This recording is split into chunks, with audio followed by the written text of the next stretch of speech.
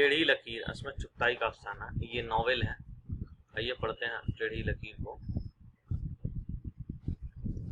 टेढ़ी लकीर कब शाये हुआ?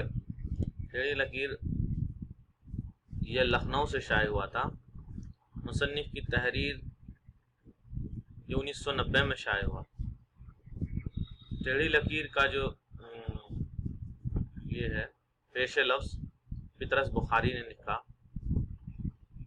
मजनू ने उसके बारे में लिखा कि असनत ने जिस बेबाकी और जुर्रत के साथ पर्दों की फाश करना शुरू किया वह हमारे अदब में इसकी कमी थी और इसकी एक हद तक ज़रूरत भी थी।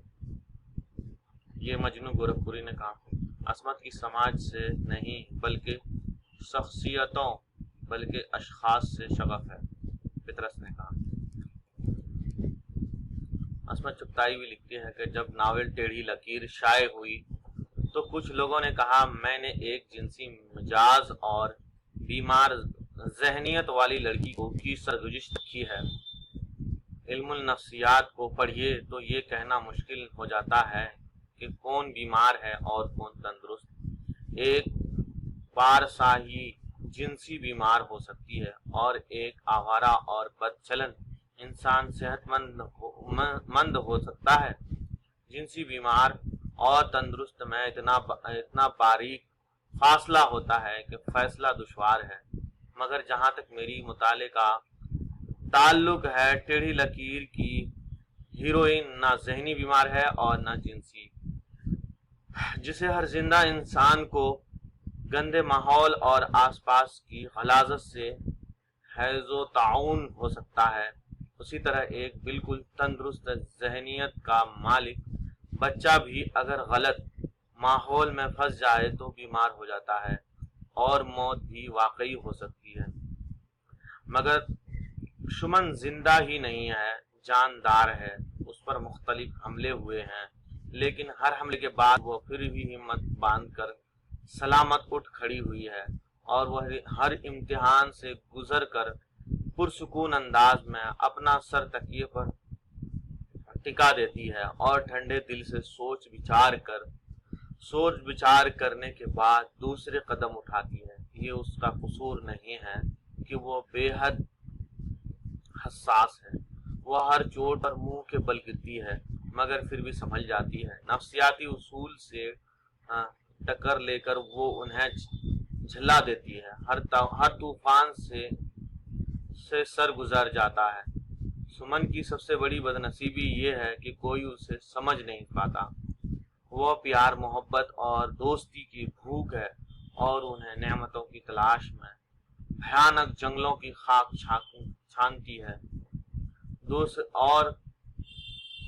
दूसरी ऐब यह है कि जिद या शाहिद ही उसकी खूबी है, हथियार डाल देना उसकी तबीयत में नहीं। कुछ लोगों ने यह भी कहा है कि टेढ़ी लकीर मेरी आप बीती है। मुझे खुद ये आप बीती लगती है। मैंने इस नावल को लिखते वक्त बहुत कुछ महसूस किया।